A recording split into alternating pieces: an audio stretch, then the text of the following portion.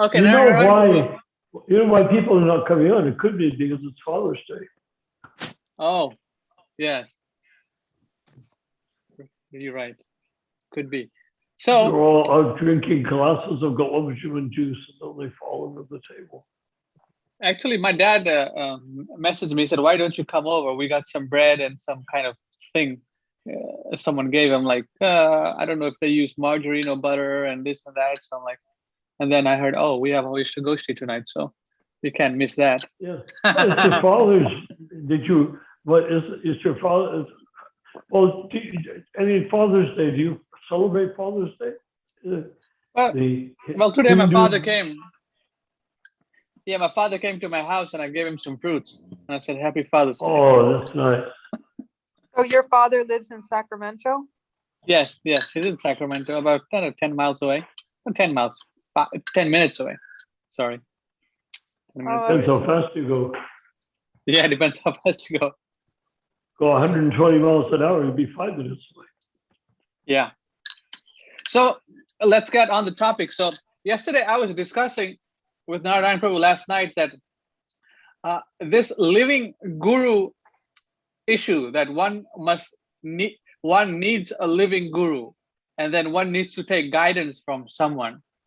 So why are people so much confused that you need some person to guide you and to mold you and to give you instructions, which that is given by Srila Prabhupada in his books, in his lectures? Everything is there. I mean, we're at a very important time, period where the Acharya has just came. How long has Srila Prabhupada got?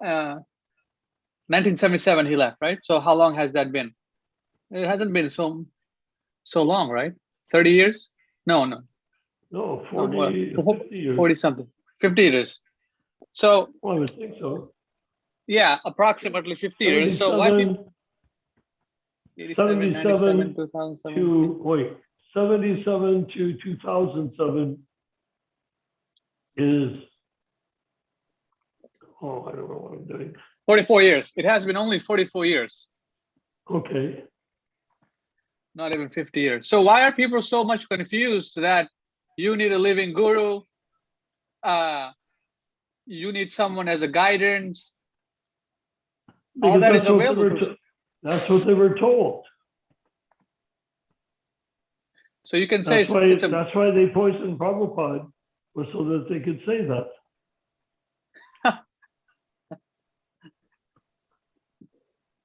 Yeah, you need a living guru. First, you have to kill your guru, then I will become your living guru.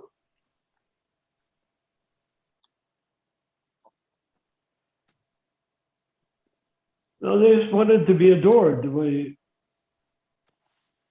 Prabhupada was adored. Prabhupada was adored? Adored means people are adoration. Adored means adoration of Prabhupada.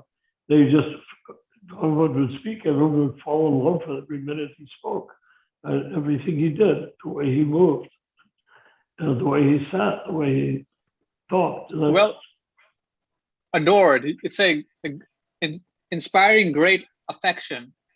I mean, if they had great affection for him, then they would have followed his instructions. So did they really adore him? They adored him sort of like you might adore a movie star or an actress or a model. Oh, in that context, okay. I just adore Lady Gaga, I mean, there's no reason to. Or Britney Spears, I adore Britney Spears. Why? I mean, all she's doing is a material activity, right? Yes. So, like in the ISKCON, I think about 80% of the population, they are confused about the guru issue, that they need a living guru. They have no idea what is the qualifications of the guru. Nor do they read, obviously. The sober question is, if you need, what is a living guru going to give you that Prabhupada's books do not give you. Yes. What is I living mean, guru gonna give you that Prabhupada what? books are not giving, right? Yeah. So if you study Prabhupada's books, isn't that better than a living guru? Because lots of living guru is on the Uttama Adhikari platform. All he will do is do what you're doing, studying Prabhupada's books and talking about Prabhupada's books. So you can do that without the guru. You don't need a guru to do that. You can go to class and hear what people say. But basically, Prabhupada says in his books exactly what he wants to say. You follow that and everything is fine.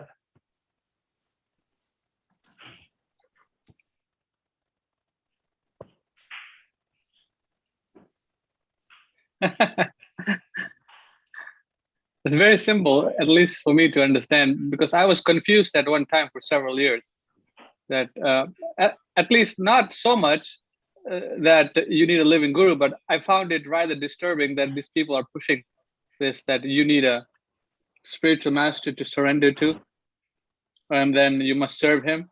You mean Yes. they were I saying think these?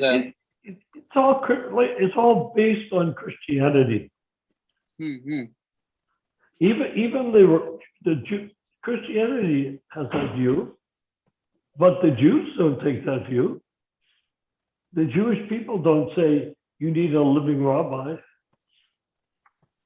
Oh, You know, they don't say that. Acha. no, no. And the Muslims sort of like try to say things like that, but only the Christians say you need Jesus. Oh, who came in? Mohit Prabhu is in the house. Hare Mohit? Krishna. Yes, Haribol, Mohit. Mohitji. How are Haribol. you? How are you? Doing great, Prabhu. How about you? Oh, I am doing all right, considering I'm the lowest of all the low, and I have no spiritual attributes, and I have no Krishna consciousness, and all I have is your association to make it spiritual advancement. That's where I'm at. So anyone, so anyone who's watching this on Facebook and YouTube, if you'd like to kindly join, please send me a message and I'll get you in. Today we're discussing the requirements of the Uttam Adhikari or the Diksha Guru, who you should accept as a spiritual master, and what is his qualifications, and what ISKCON has propagated since Well, 19 it's after the confusing if you disappearance. start from the ground and look up, but if you start from Krishna Loka and look down, it's extremely simple. The spiritual master is the direct kinetic representative of Krishna. And unless you are in your rasa with Krishna, what of value do you have to say to someone that is initiated? The whole point of initiation is to get access to Krishna through you, because you can see Krishna face to face if you're a guru. The bona fide spiritual master sees Krishna everywhere, literally. Right. In fact, I was in New Vrindavan. Do you know those pictures in New Vrindavan where Prabhupada is sitting on a crude sort of little table with sticks, like firewood sticks for legs? He's sitting on a hillside, and Petit Rudran and others like that are there. Yes. Yes. You've seen that? He's sort of looking across. Well, I made that Yeah. little table. I built a little table. But he would sit there, and we were sitting there, and it's very enchanting to be in West Virginia all alone with a pure devotee. And there you are. I mean, it's sort of like we're in his universe. And then somebody said something about, oh, you can see Krishna. You can actually see Krishna. He said to Prabhupada. Prabhupada looked around in this magical moment of astonishment and said, he's everywhere. You can't see him? You know, people say, no, am I supposed to? He said, "You see in the trees over there?" Prabhupada glanced over and said, "Of course, you see the trees. Yes, why not?" And they just couldn't grasp that Prabhupada was in a direct one-on-one relationship with Krishna. Everybody wants to do something to really dishonest, they want to get a good teacher in college and get a promotion and then get a good job afterwards or something of that sort. But where's the question of wanting to become delivered from repeated birth and death? Oh, they like to do that as long as they don't have to do it. You just wait till you die and then you automatically, Krishna saves you. But that's all it boils down to. It's Christianity warmed over. That whole thing is based on Christians becoming devotees. And there's nothing wrong with that. But we have to recognize that they come with beliefs already. I was very lucky. I was raised to be an atheist. So when I accepted Krishna, I accepted Krishna without any presuppositions of the existence of God. Mm-hmm. That's perhaps one of my greatest advantages, I didn't know. So when I was convinced, it was simple, direct. Where's the influences from catechism and Judaism or Islam or any other belief? I didn't believe in God. In fact, I believed that God, such as people believe in, like a person God, didn't exist. But when I became convinced that Krishna is the Supreme Personality of Godhead, then I had an empty space into which to bring that understanding, not one crowded with childhood teachings and church teachings or whatever sort of teachings. But when the GBC ceased to be elected, which means right away, all the other religions, Buddhists, Muslims, Jews, stopped joining the movement around 1970. And there were already quite a few at the time, but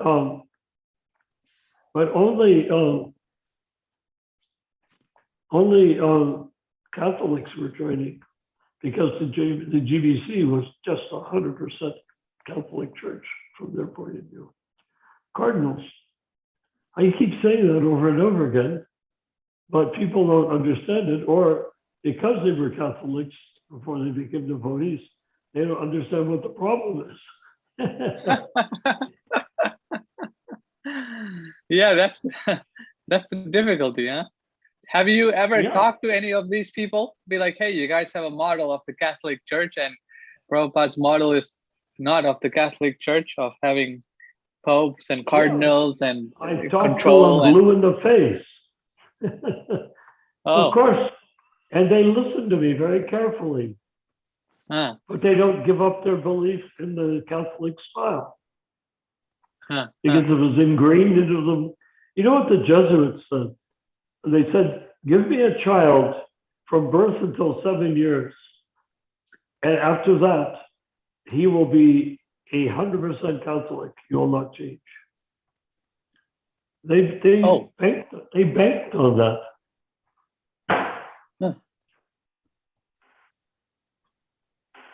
They knew that if you take a child and indoctrinate him so that his whole early growing up experience is within a very set belief, that he'll stay there.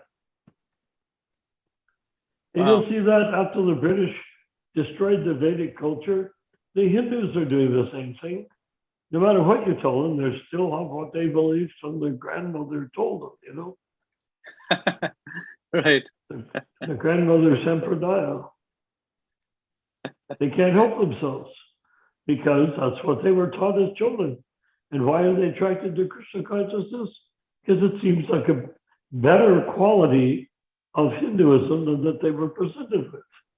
But that doesn't mean they want to advance their Hinduism. They don't want to give it up and exchange it for Vaishnavism. They will say, okay, I'll keep whatever I had learning and I'll add Prabhupada's philosophy to it. Then you become an ordinary human being, a kinesthetic forever, you know. What else can be done? It's rare men who will make a break with his childhood religion. Jai. We have a, where is that? Chidananda was coming in. I let him in, but I guess he didn't come in yet. Yeah. Wow. Anyways, he's not in yet. Once he's in, I'll make the announcement. And what about Shreya? She's not in? Not yet. Maybe she'll join later.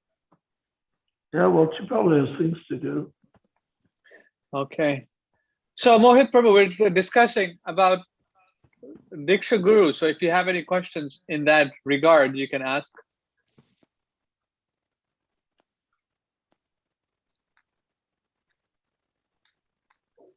Hare Krishna. Yes. So yesterday I had a doubt which couldn't be cleared because I got busy somewhere. That is like whenever we enter in touch with Krishna consciousness, right? So we need a physical guru or maybe someone to scold us. And we are human beings are made like this that they want a belongingness to talk to someone. So when we start our journey from the temple, so we start reading books and we ask doubts and then we get close to the devotee and then we get to know these all things are happening. Right. But we need someone to slap us or need someone to back off us or need someone to talk to regarding. In this, don't you think we fall in a trap of being, just ego boosting your guru or your whosoever devotee you're in touch with? So this is where the main point starts. Where should I go to take knowledge? If I'm sometimes in doubts or anything, I need to have Istagosthi, right? I mean, Oh, you online got Istagosthi is exactly where you go if you have doubts. That's what Istagosthi is for. Ramachandra, did you turn off my video for some reason? Ramachandra, you got my question? My video is off. Hare Krishna. Ramachandra. Ramachandra,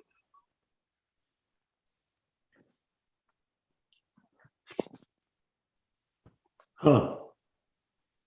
Hare Krishna. Okay, well, there we are. So you got my point. What I'm trying to tell you that when we start our journey in Krishna consciousness, so we just ask our doubts from the temple devotee we are in touch with. Yeah, because he is the only main contact for Krishna consciousness, right? And don't you think we then fall in the trap of ego boosting his views on Krishna consciousness, and then we fall in trap? But we need to talk to him because we are humans are also made to talk to people, and they need someone to talk to, right? Well, Until what extent? Yeah. what do they want to talk about? Talk about spiritual progress, right? We have issues, we have doubts, right? We have our own doubts when we read. Well, the thing is, when I first moved into a temple, we did not talk any social talk whatsoever. You know, we in the temple room, in the temple building, if we wanted to talk about anything that wasn't directly Krishna Katha, we stepped out into the street to talk. You see, so that it wasn't conversational, it wasn't casual, it wasn't social. It was, you have your duty and you see somebody in the temple, you say that is Prabhu. So you offer your obeisances to whoever it is. You may have been there for 2 years and he may have been there for 2 days, but you offer your obeisances to him because you say Prabhu means master. So that's the philosophy practically undertaken.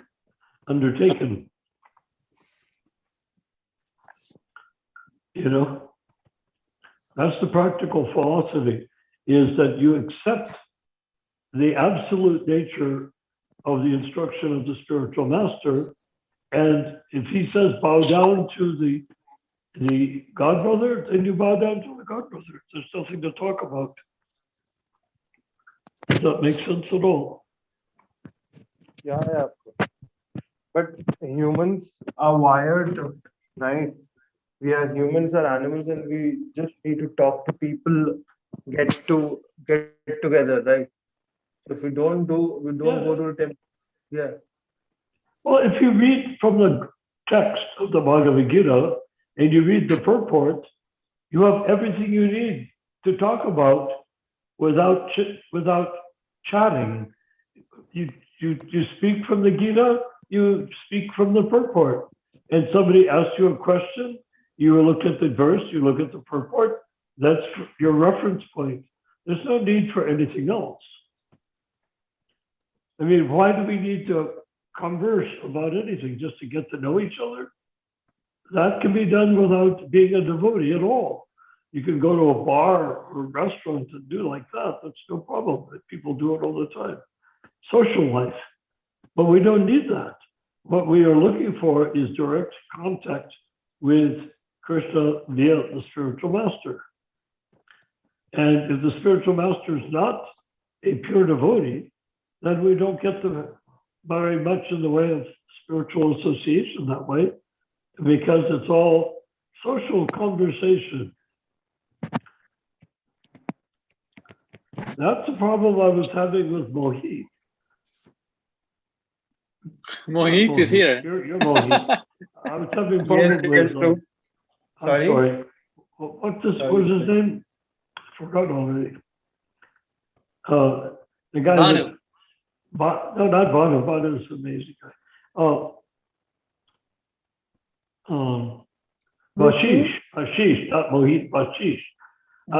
With Vashish, you couldn't have a philosophical conversation with him. He just wasn't available for that.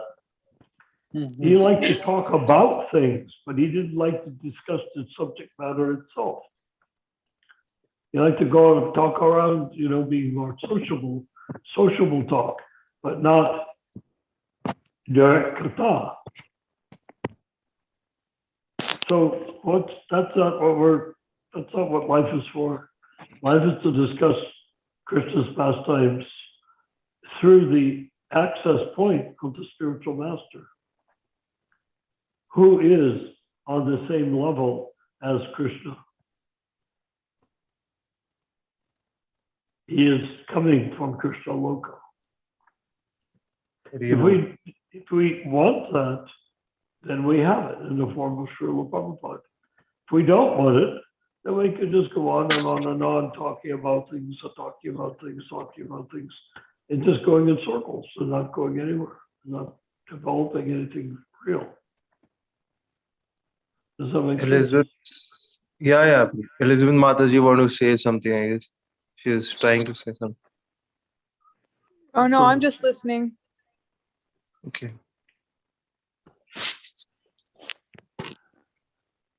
Ramachandra Prabhu, please go ahead. Yeah, Hare Krishna. Is Ramachandra there? I'm here, yes. How come my video was turned off? You were shaking the camera so much. People were complaining.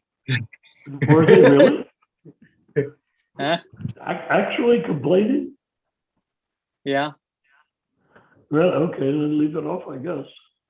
Yeah, you can leave it off. I think you're holding it and speaking, and then, like when you're speaking, you're like shaking it. A gesture, too many gestures. Yes. I normally have that in the Yes, you have it on the table. Well, I can put it on the table and see what happens. Yeah, you can try that and turn on a video, yes.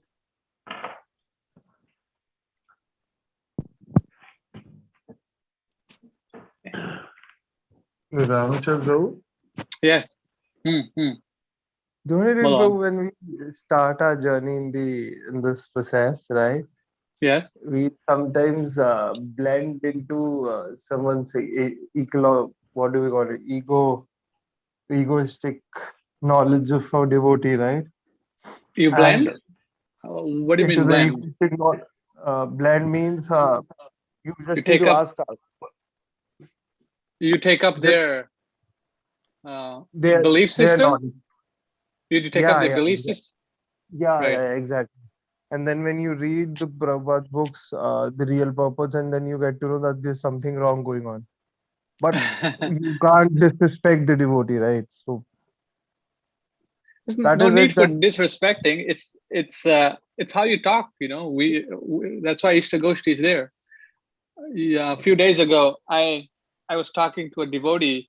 He joined in 1968, no, 1969, and yeah, then he met with Srila Prabhupada.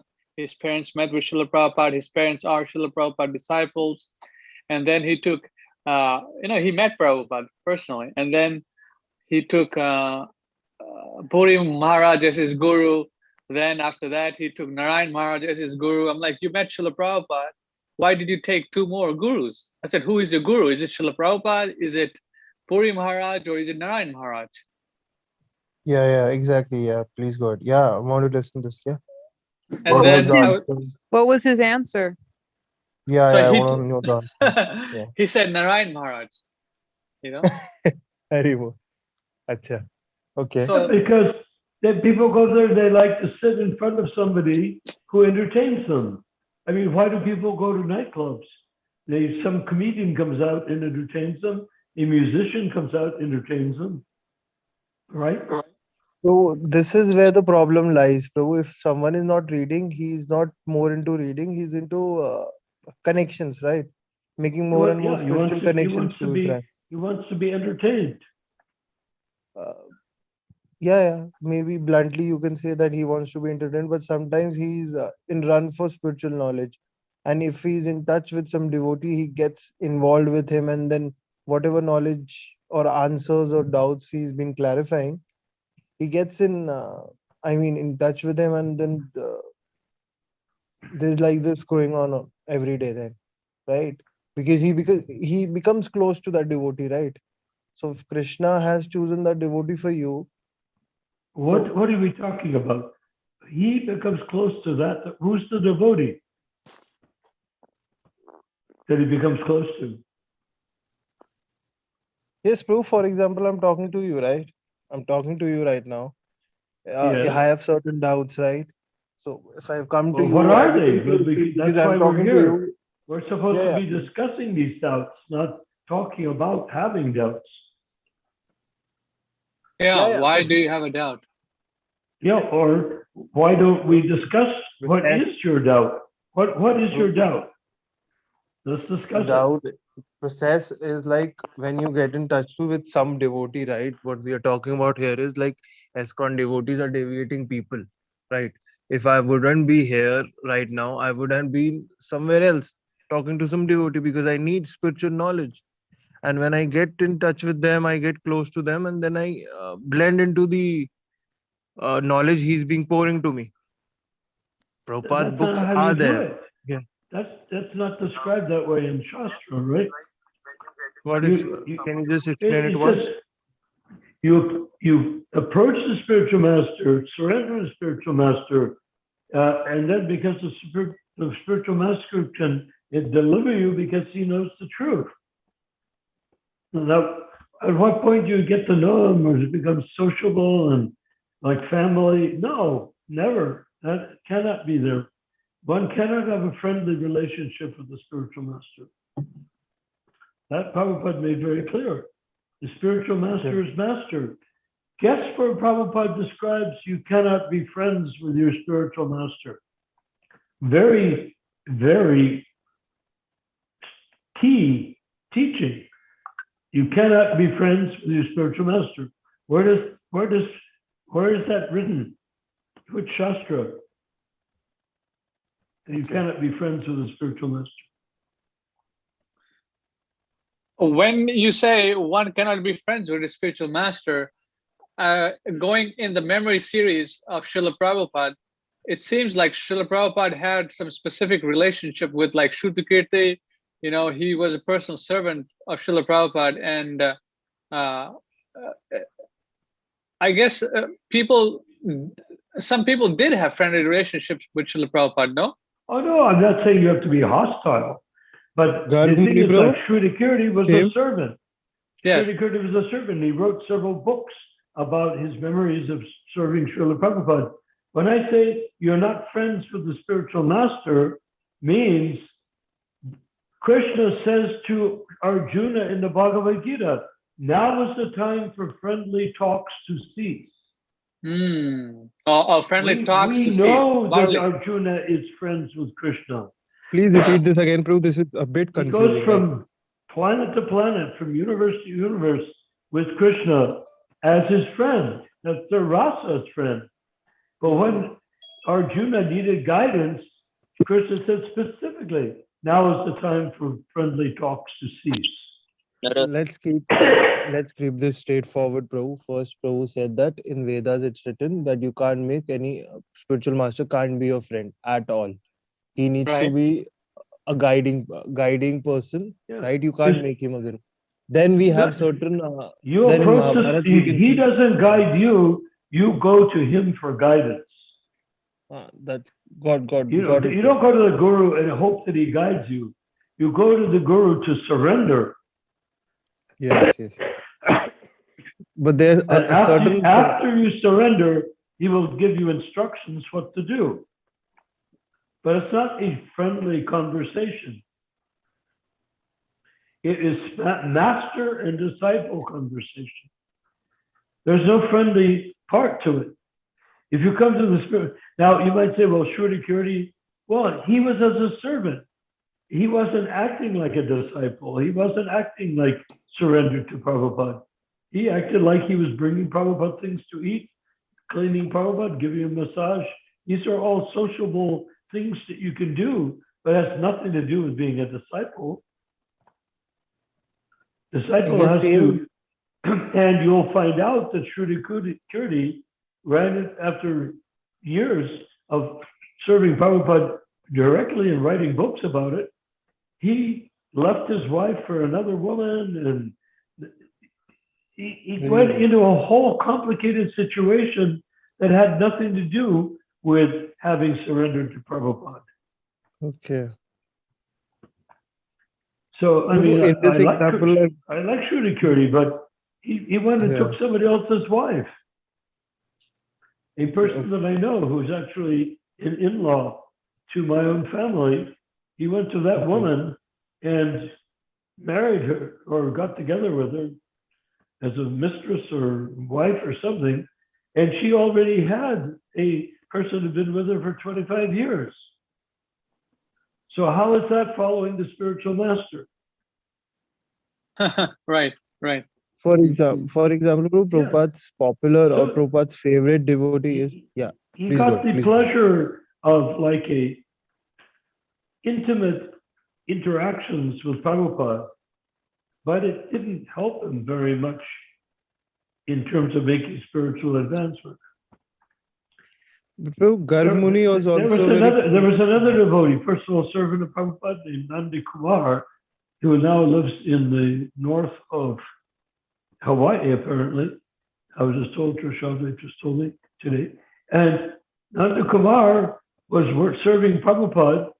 Then he would climb out through the window in Los Angeles, which is not all that easy to do because Prabhupada's on the second floor, went off to his girlfriend, would have sex all night, and then he'd come back in the morning and he'd be ready to serve Prabhupada again.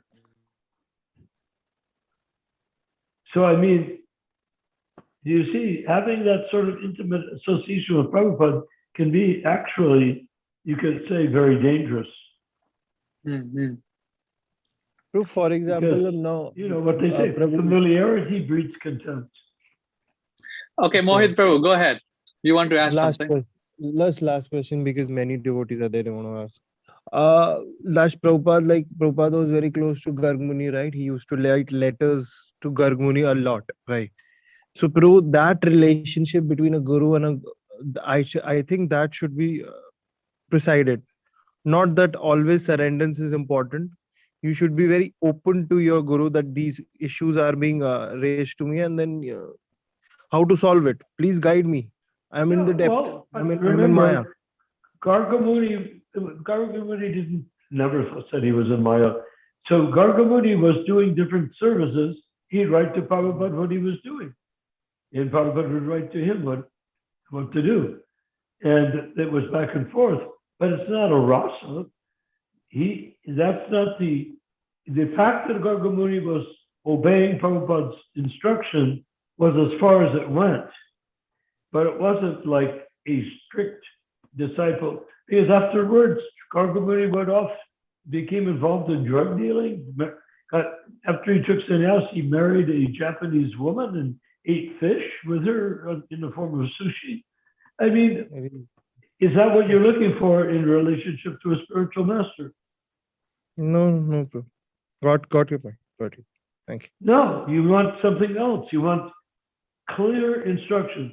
If you want to know what a spiritual master is, read the Bhagavad Gita. Krishna is the spiritual master, Arjuna is the disciple. I mean, are they chit-chatting around and kicking around and having fun and throwing gulab at each other? Or are they in a serious conversation where Arjuna accepts the words of his guru, Krishna, even though in other contexts, Krishna is his friend. He accepts Krishna as his guru, listens to Krishna speak, and accepts or questions. See, if you don't have to accept everything the guru says, you hear what the guru says, then you can question. Don't question that he's wrong, but question, what do you mean? What does he mean? When you say like this, what if it's something different? And the spiritual master says, well, this is what it is, and it's not different. This is what it is. Accept that. You know, it's a formal relationship, not a social one.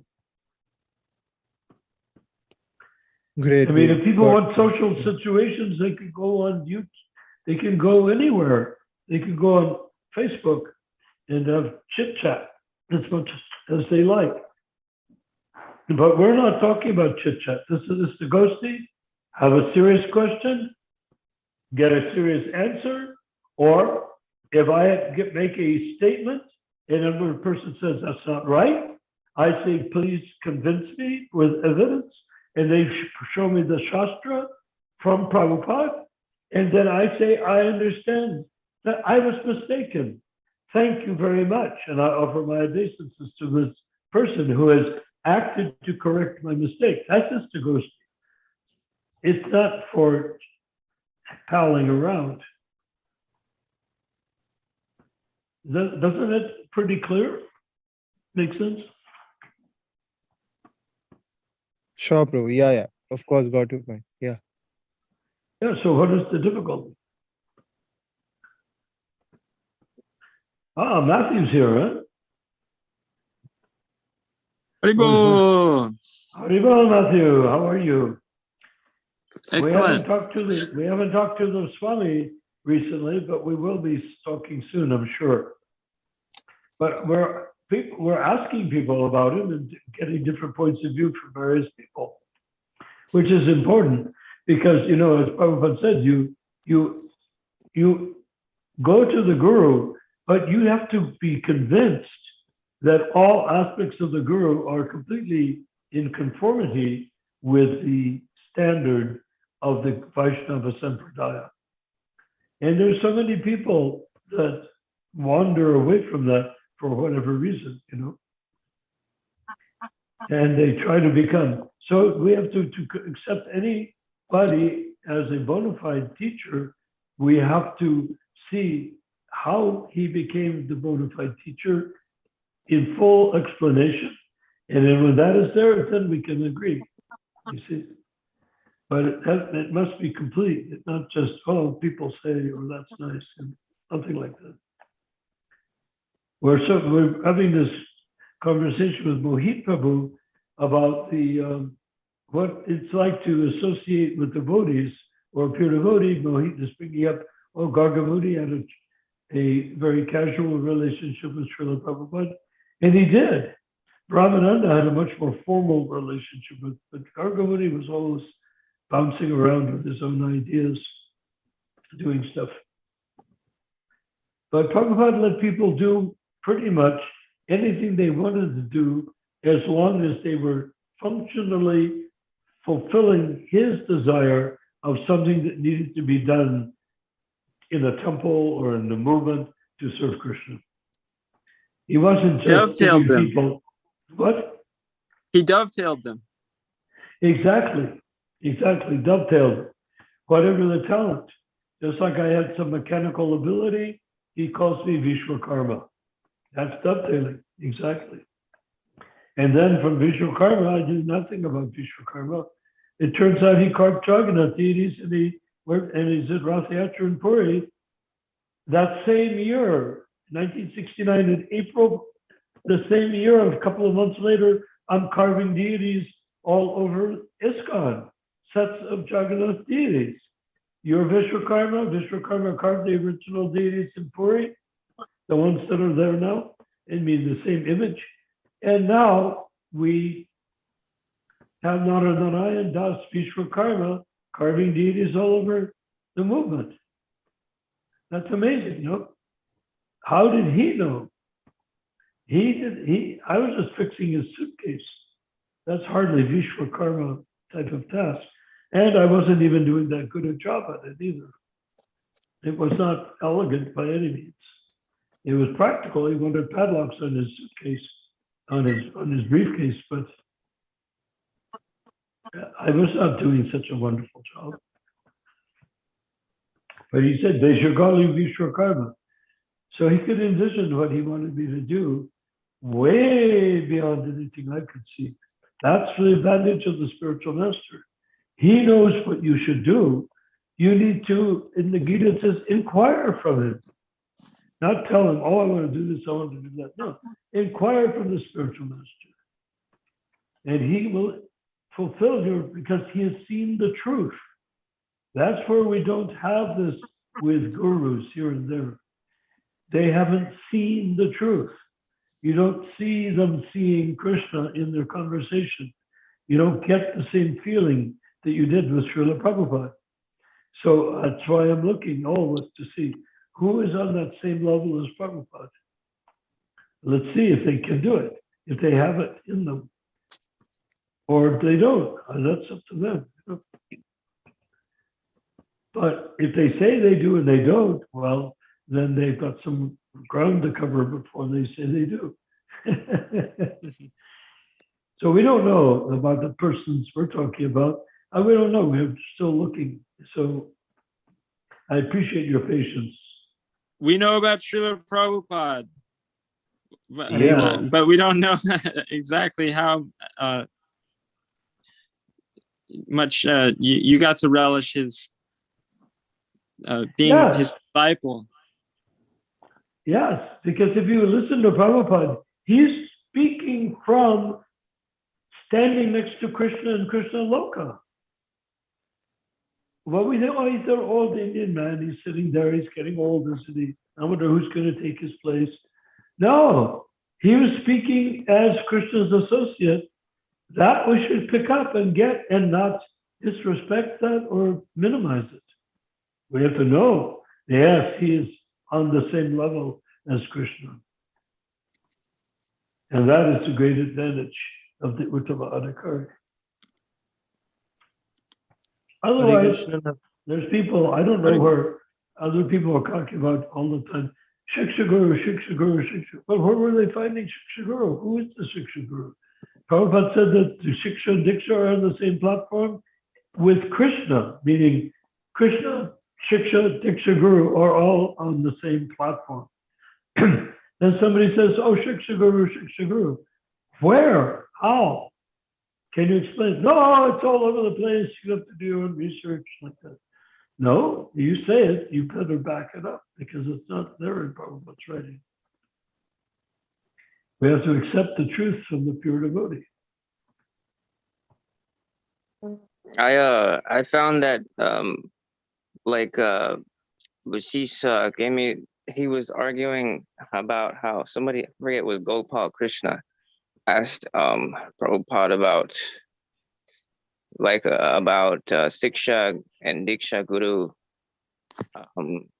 and he said like that I believe he said he was discussing about Siksha specifically, how, they have to go through like probationary period and, go through some special kind of initiation to, reach that.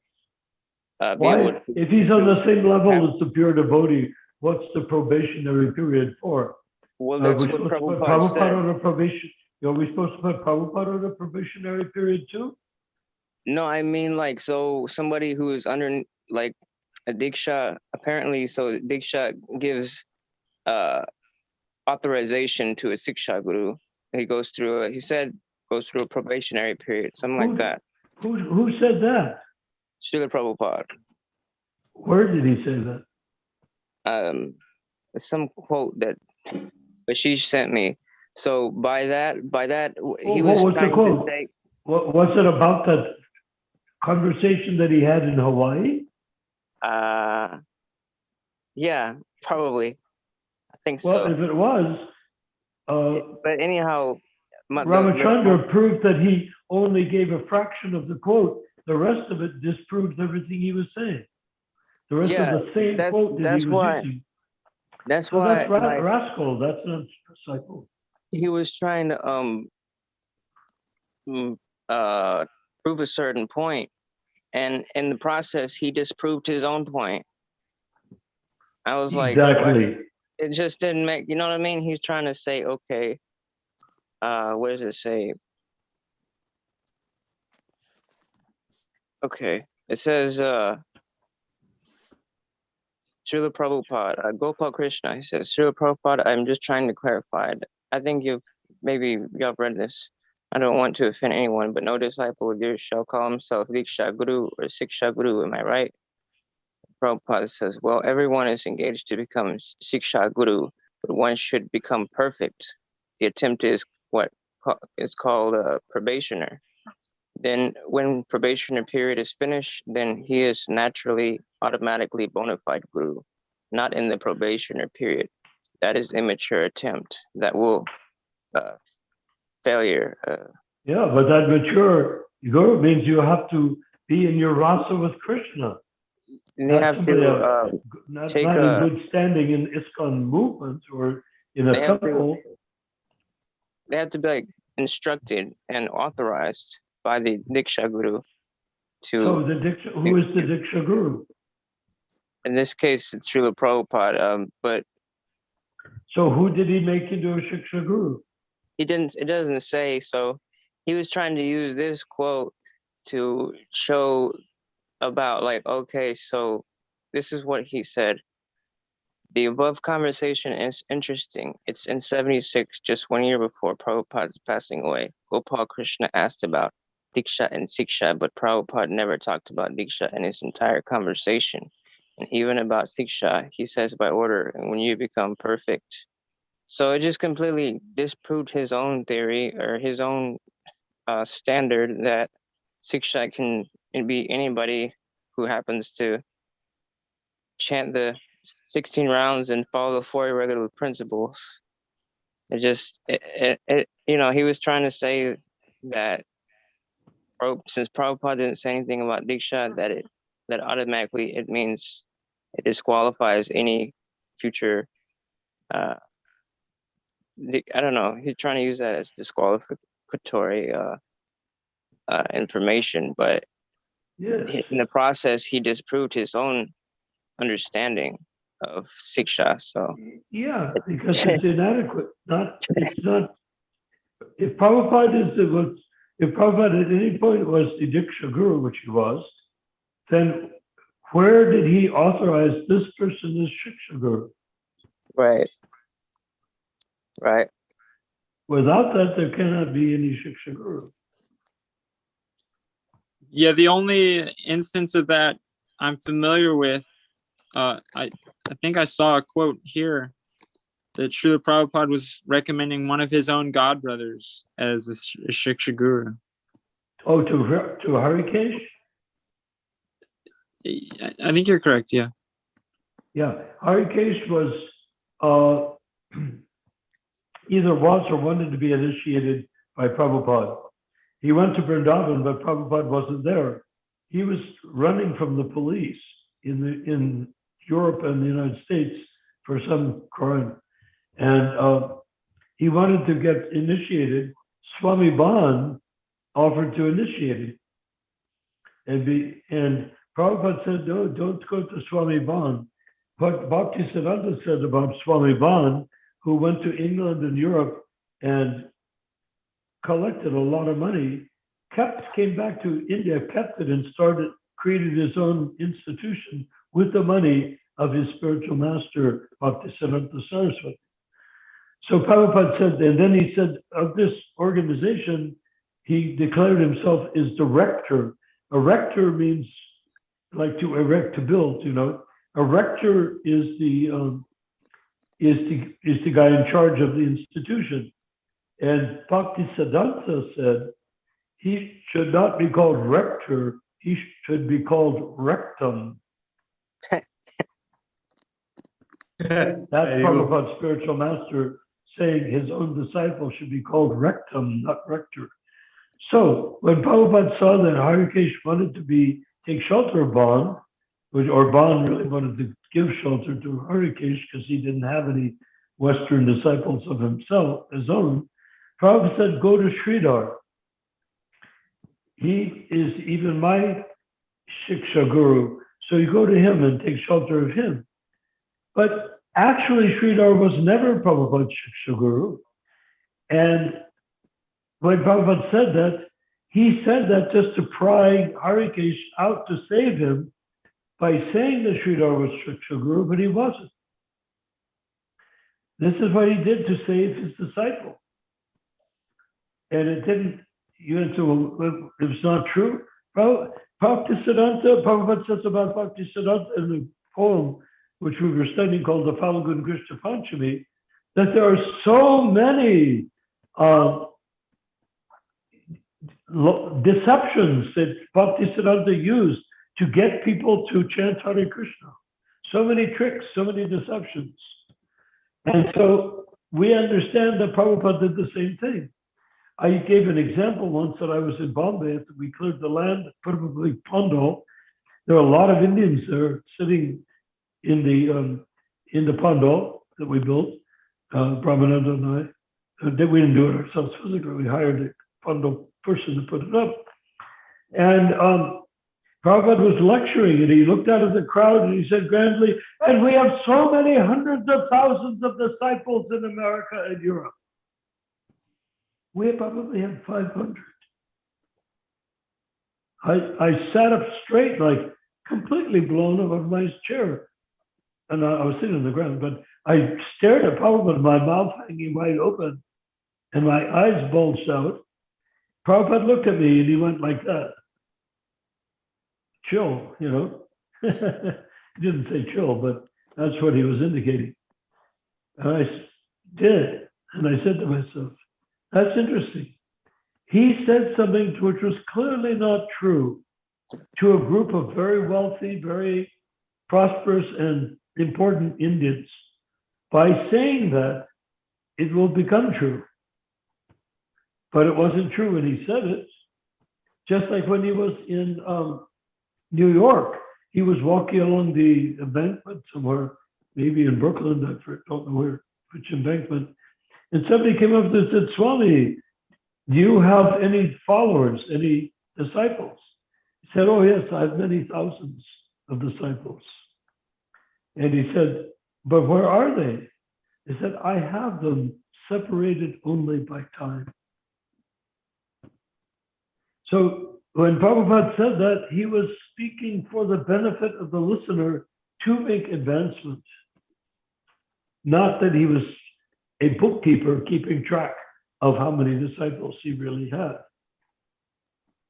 And when he saw that I looked astonished, he didn't want me to blow the whole thing with that whole crowd of people. So I chilled. I came down and calmed down because, and then afterwards, it took me years to really fully absorb what Prabhupada was actually doing.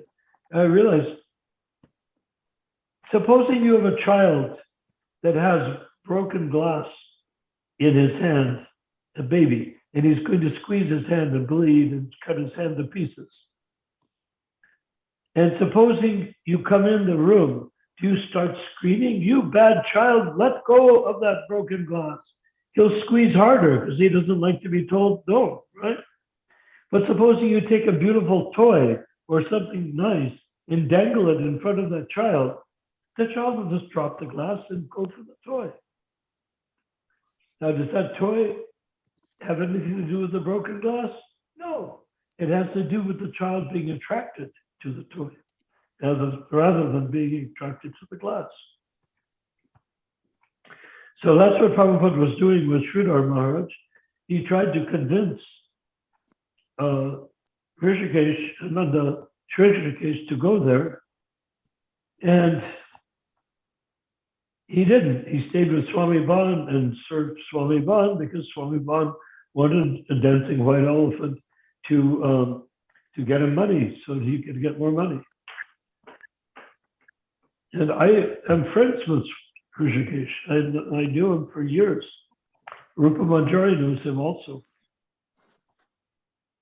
Oh, right, Rupa, are you there? Yes. Yeah, so that's Rishikesh, the same Rishikesh.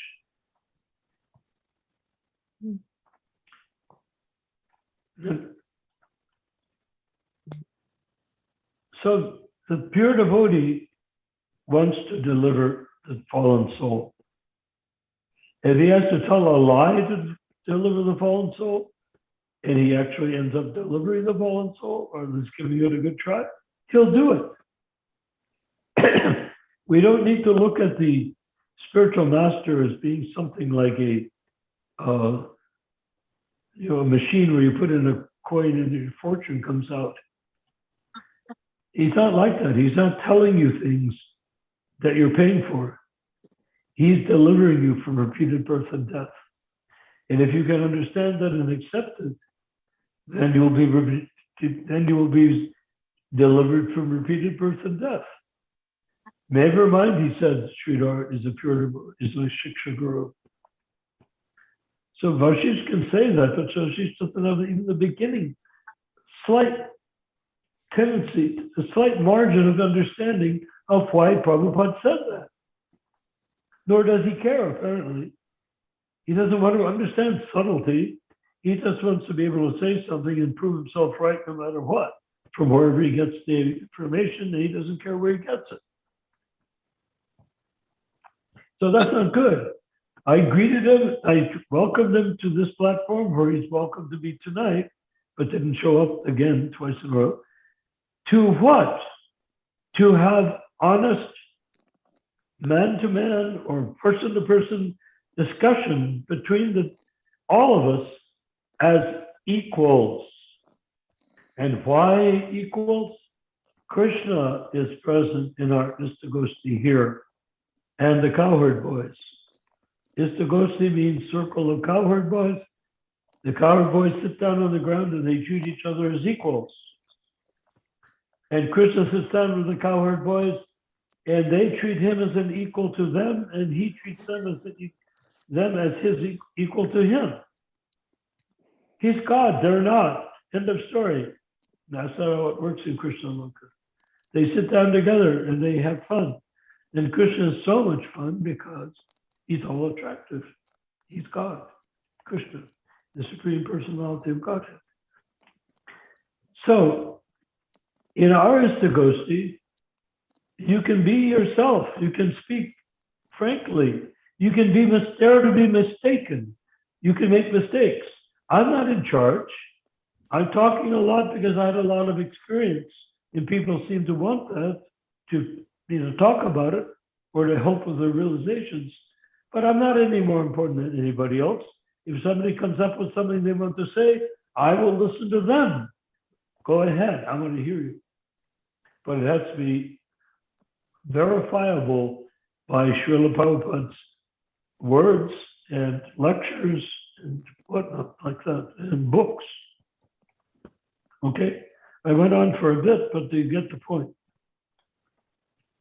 Yeah, I have experienced that. I was looking through the scriptures to prove a point, and I actually came across this list of, it's in the Chaitanya Charitamrita, it's a list of steps to take to attain devotional service, and one of them is that one does not search through the scriptures in order to prove a point.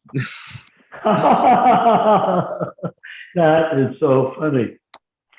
Custom made instruction just for guess who. That's so charming. That is so good.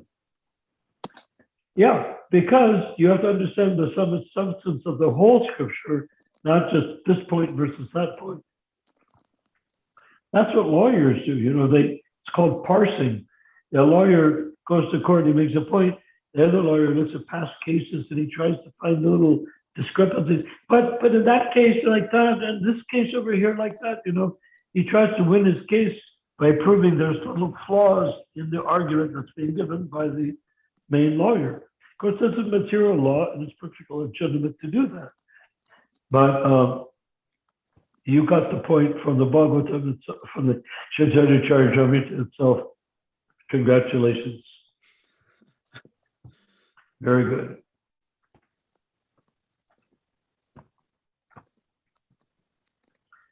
So where are we now?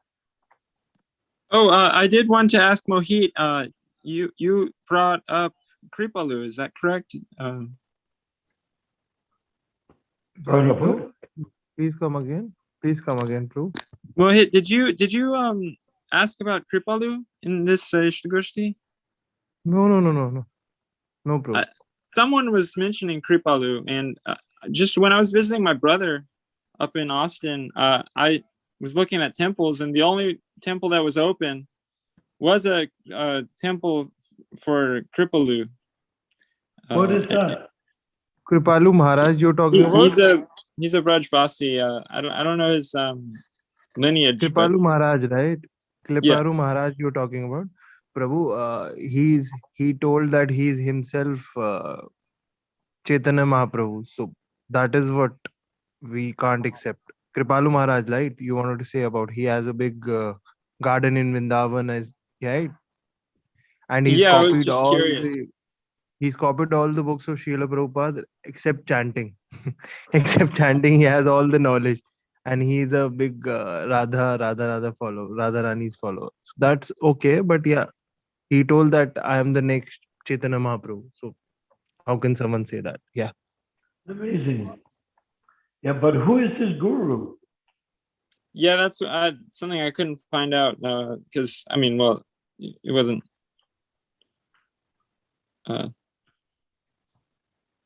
readily available. I liked the deities in the temple. It was a really immersive experience. But also I met one of your godbrothers in a Gaudiya Math Narayan temple. He's a sannyas. Pardon me, I don't remember his name, but Bro, let's change the topic to like today's Nirjala Ekadashi. So any pastime Narayan Prabhu you have with Prabhupada on this specific day, if you can remember of, today's Nirjala Ekadashi. Yeah. So Narayan Maharaj, again, is another person that claims to be actually greater than Prabhupada. He says Prabhupada can only teach you up to a certain point, but I can teach you the pastimes of the gopis, which is higher than what Prabhupada knows. And it's not true. He went to study all that stuff at Radhakund. His guru, Keshava Maharaj, Prabhupada's godbrother, went to Sevakunj, grabbed him by the ear, and dragged him back and made a promise that he would never go there again. But as soon as Keshava Maharaj passed away in 1968, we were in Seattle, and Prabhupada had us take a card and all write our condolences to Keshava Maharaj and send it to the monk where he had been.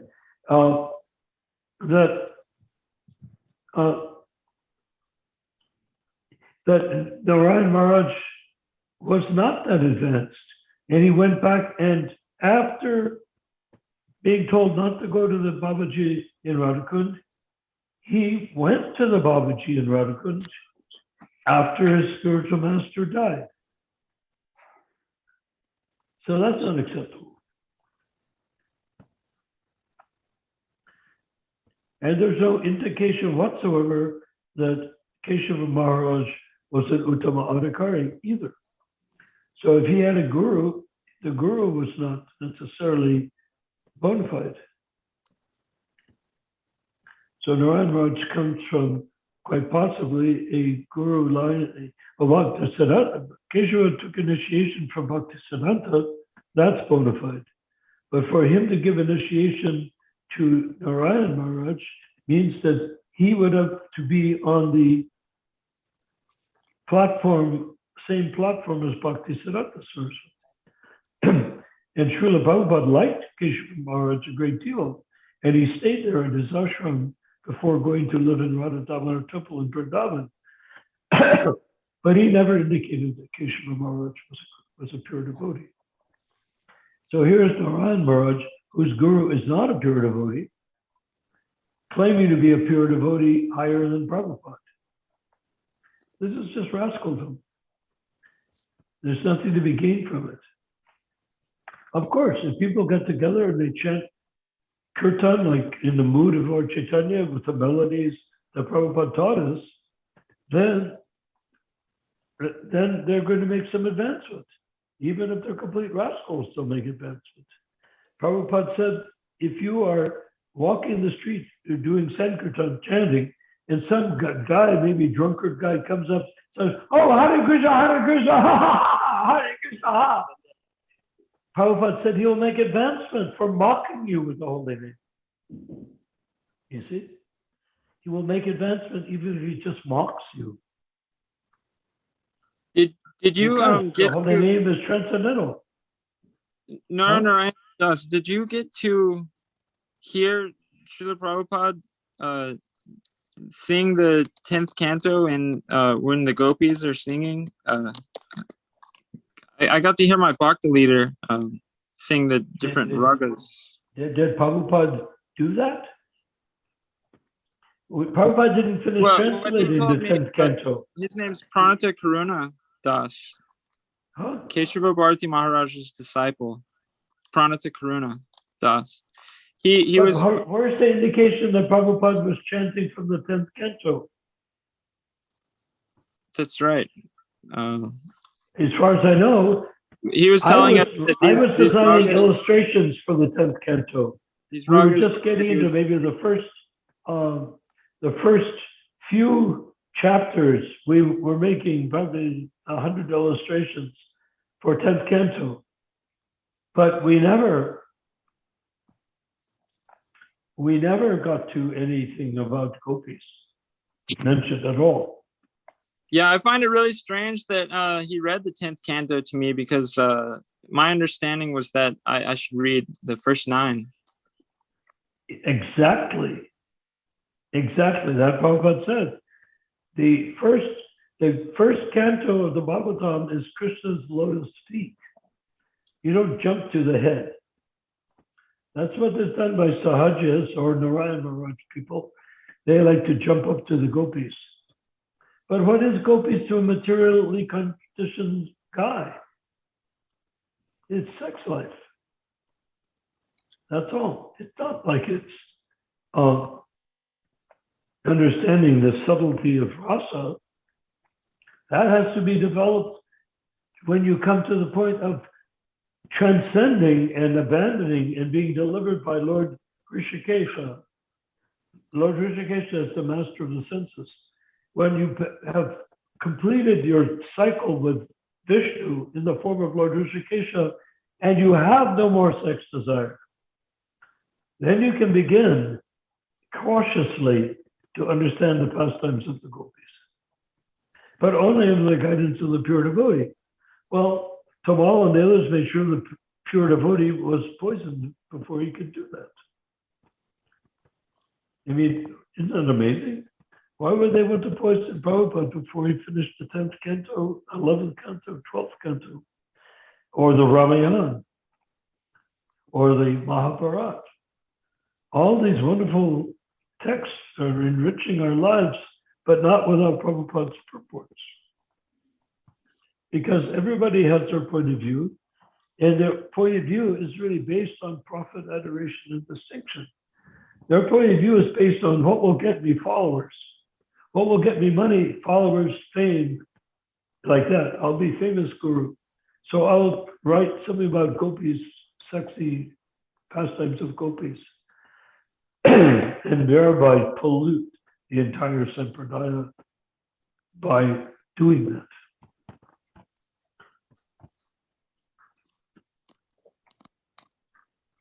There was a devotee named Paranjan who had started a thing called Gopi Bhava Club in Los Angeles. Prabhupada absolutely shredded it. And everybody else that had gone to those Gopi Bhava Club meetings. And Paranjan said, but Prabhupada, this is all from your writing. Prabhupada said, yeah, you're not qualified. And he got so angry at Prabhupada, he stormed out and never spoke to Prabhupada again until in his lifetime. He left Prabhupada. Then he became big famous Prabhupada Nuga, but that is false. Because he rejected Prabhupada clearly, openly, and without question. Later on, he created something, organization, Prabhupada Anti-Definition Association, PADA, Lotus Sign. But no, he rejected Prabhupada, not Prabhupada. Yeah. Anti-defamation. He is the one who defamed Prabhupada. So he writes anti-defamation Prabhupada. That's what rascals do. They commit the offense and then they claim to be the savior from that offense. I find it ironic that Ranjan on their website or their blog post Krishna 1008 or something blogspot. Yeah. They were talking about Krishna Balaram Swamiji, and that how he was, within operated within ISKCON, and supposedly like, since it took him, over, he was cooperating or basically cooperating alongside ISKCON for a certain amount of time until finally he was like fed up because his dad told him that it was like no good because there was some fallen conditioned souls that were like governing the movement. And after being poisoned and just his books changed and all these things, he was like, he left. And so anyhow, Paranjan has the goal to call him a compromiser when he himself like the person I was mentioning that the Gopi Bhava Club was Paranjan. Yeah, he rejected Prabhupada. So like, where does he get off trying to call somebody else, trying to find fault with them? And he has committed one of the most grievous Paranjan stayed out of ISKCON until 3 years after Prabhupada was gone. He went to England and became the chief advisor to Jayatirtha, who later was chanting for 20 hours at a stretch on drugs, and later on was beheaded because Jayatirtha took the wife of his top disciple.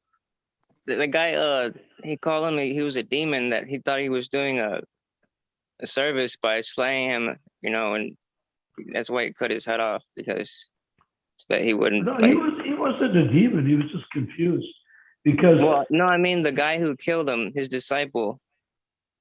He was thinking that he was a demon. That Jayatirtha was? Yeah. Well, it was a double-edged sword, no pun intended, because when he killed Jayatirtha, he sat there. He was Jayatirtha's greatest love he loved Jayatirath more than anyone. But when Jayatirath took his wife, it created a schizophrenic clash in his consciousness. See, Jayatirath was one of my proteges in the early days of the movement. And he cut off his head and was holding his head, embracing his bloody severed head, weeping because he loved his spiritual master so much. That's what the deal was. I don't know who said otherwise, but I happen to know about it. Jayatirath, I think I think the account that I heard was actually from Puranjan back before I realized, like when I first started hearing about all these things. And you can't trust Puranjan. yeah, Rupa Majori he gives a actually certain account. developed our work. We developed in that 2010-11, we developed a working relationship with Puranjan, but it wasn't real.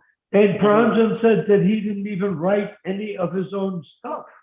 He said it was done by Yasodanandan, not him.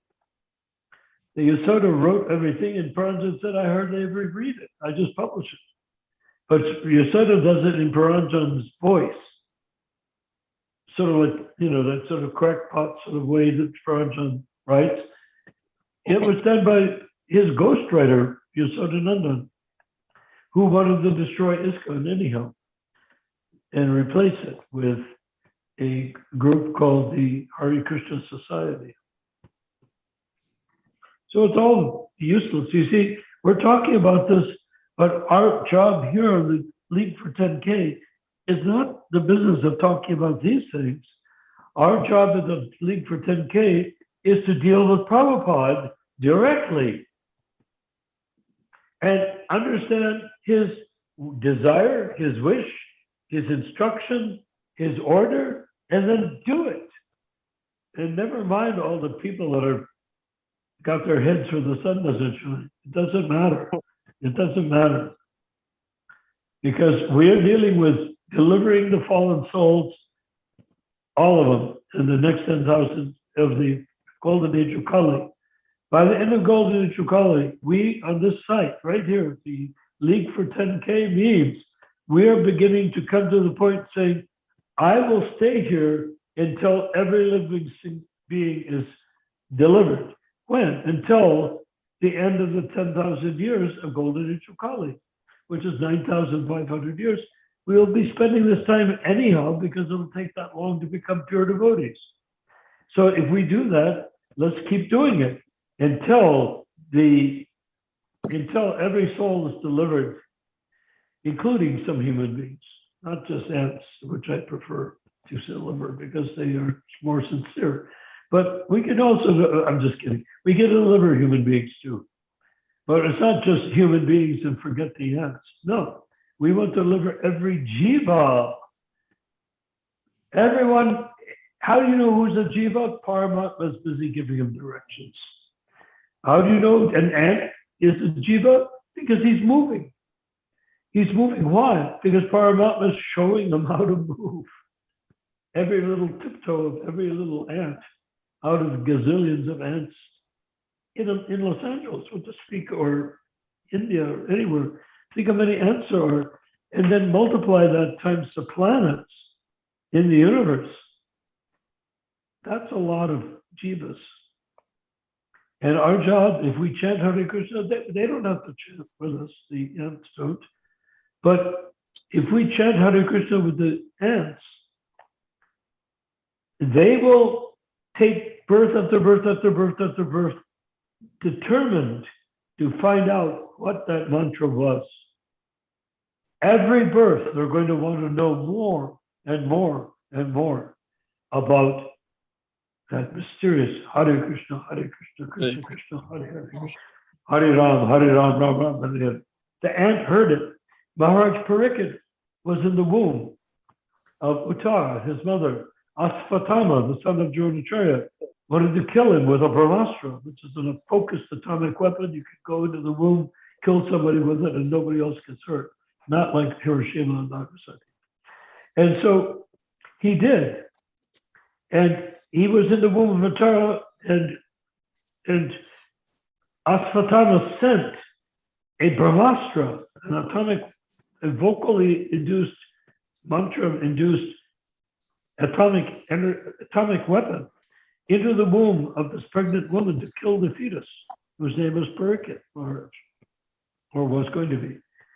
And all of a sudden, this spectacular being leaped into the womb with 4 arms bristling with 4 types of weapons. You know, it was Vishnu, came and killed, destroyed that brahmastra, and then he dived out and took off, leaving Maharaj Parikit, the embryo or the fetus, staring. Wait, who are you?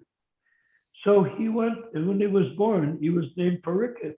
Parikit means who's searching for somebody.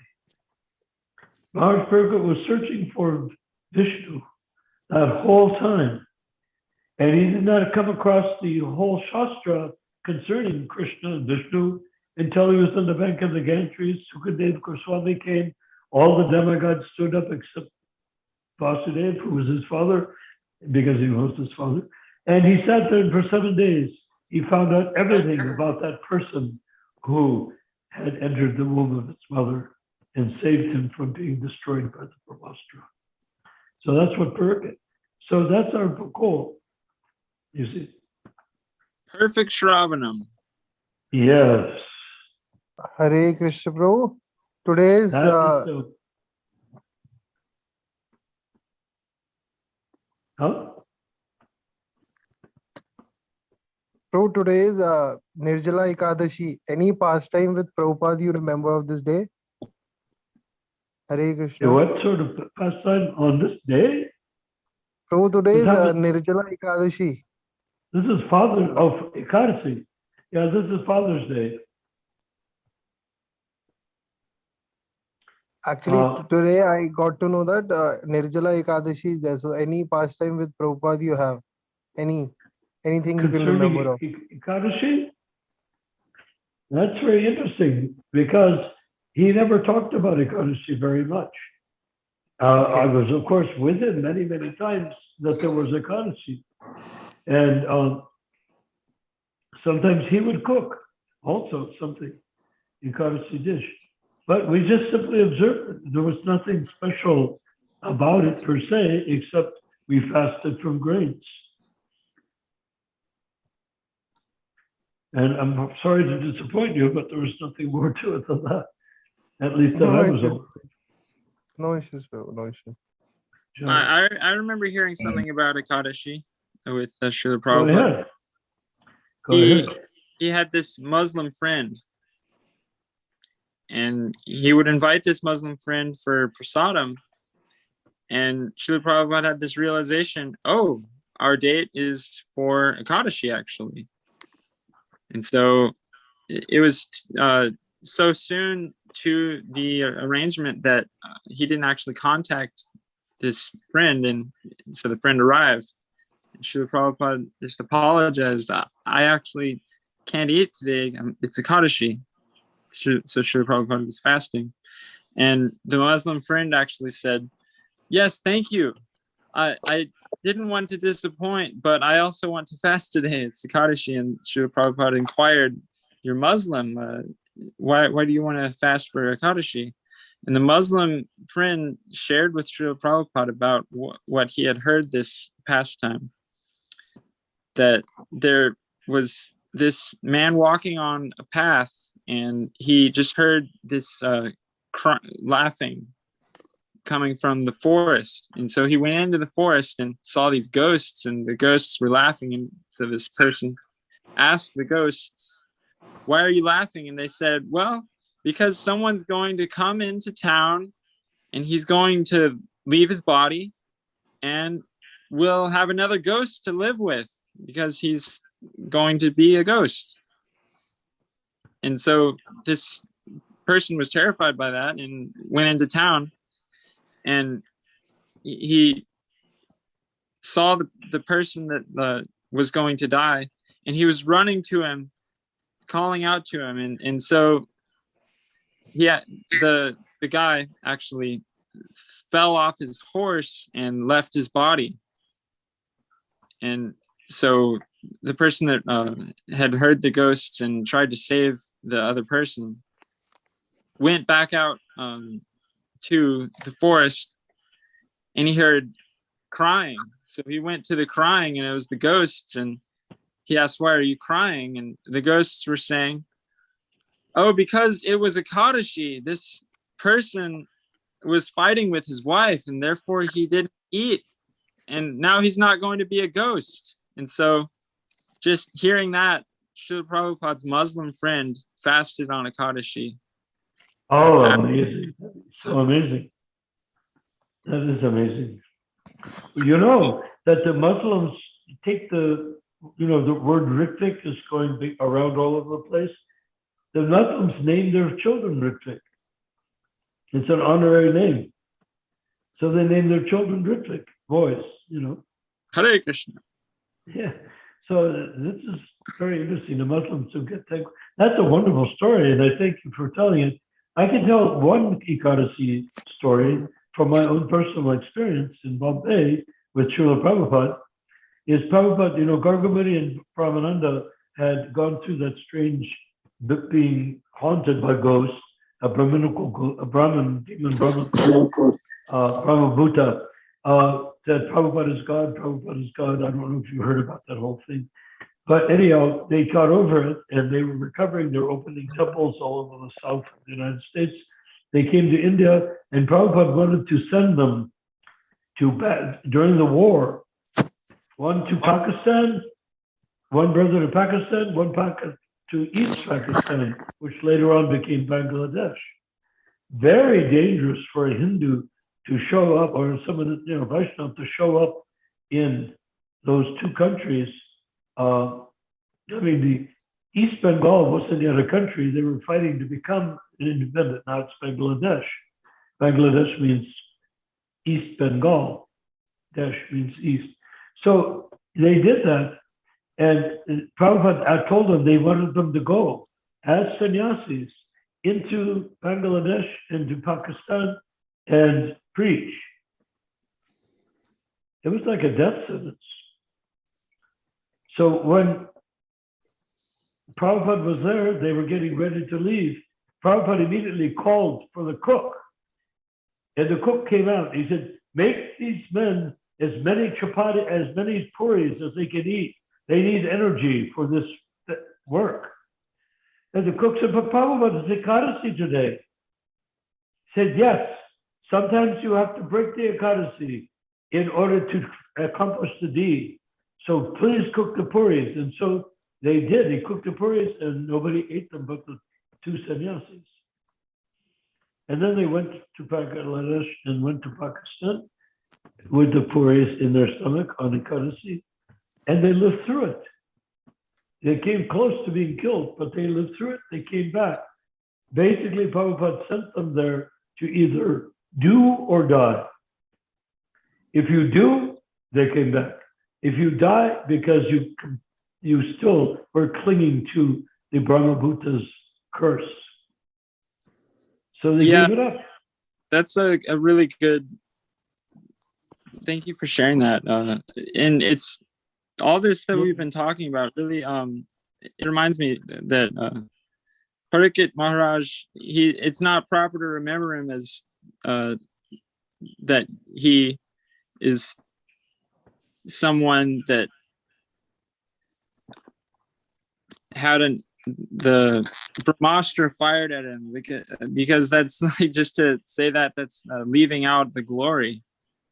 And I was thinking about Akrura too. Like, you just say to remember him as the perfect praying devotee, rather than the gopis as described in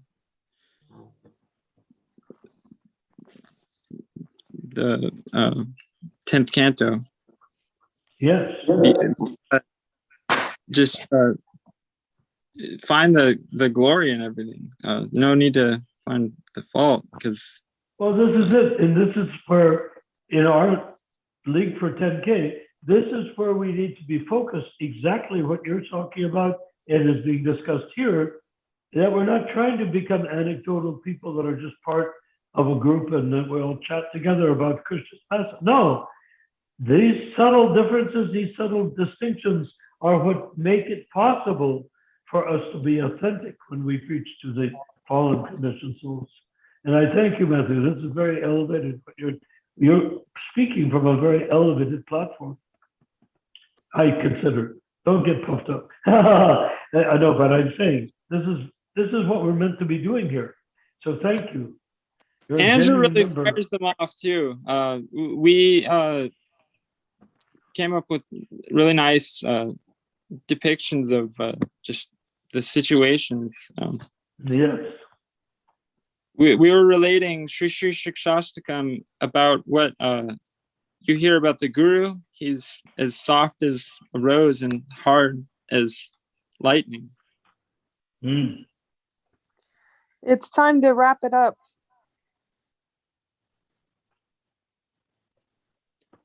It's time to wrap it up. Is Ramachandra still on the line? Yeah, I'm still here. The boss has said it's time to wrap it up, so we gotta wait. We I gotta thought go. you're the chairman of the board. That's up to you to wrap it up. Boss is always right. Boss is always right.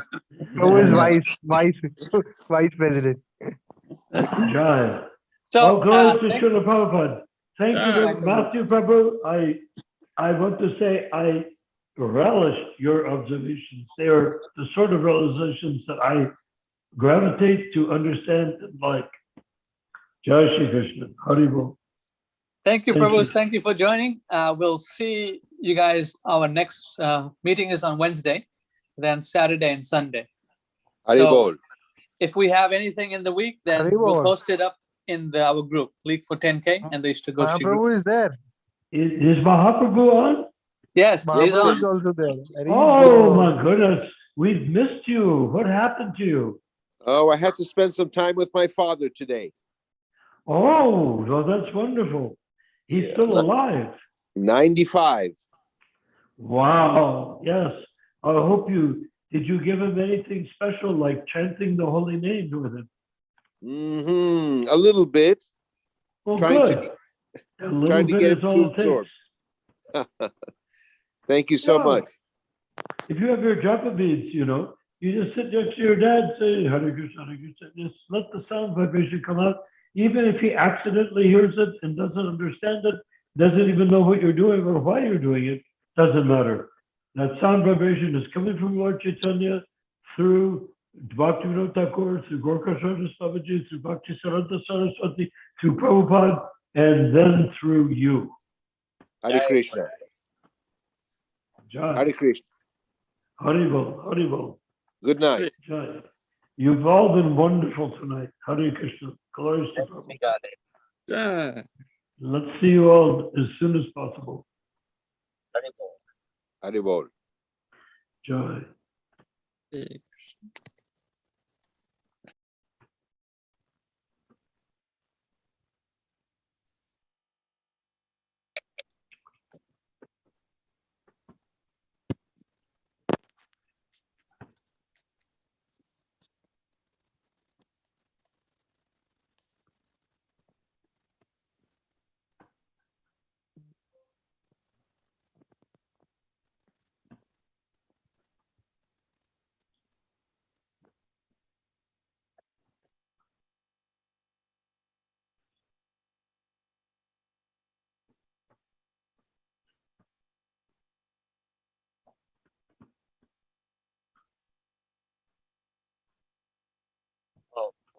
Haribol. I can't see how to leave this scene. Or Ramachandra, you gonna just close the whole thing? All glories to the assembly of the devotees. Okay, Hare Krishna.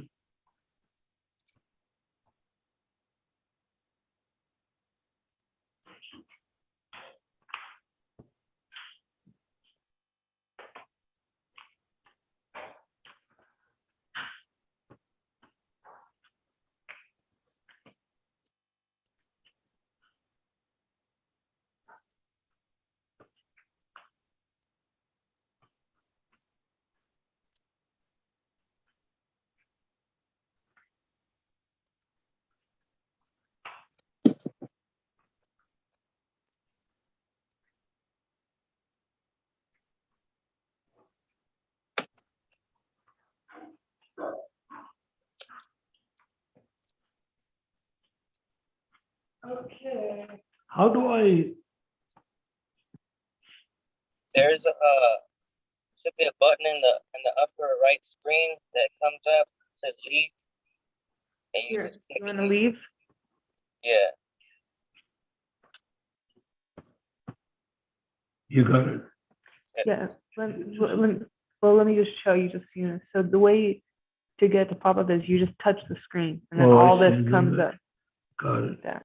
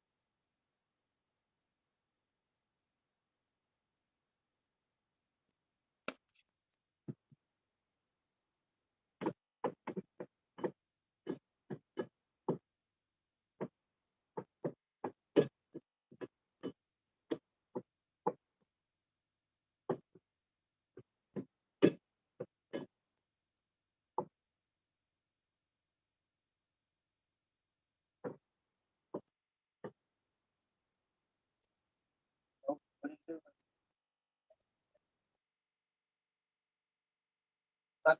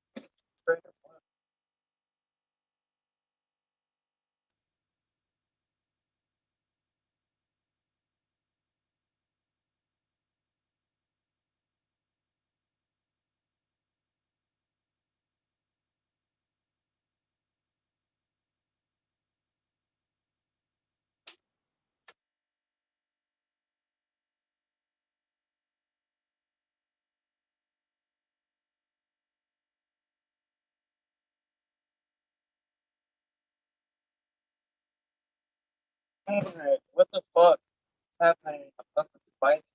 Right.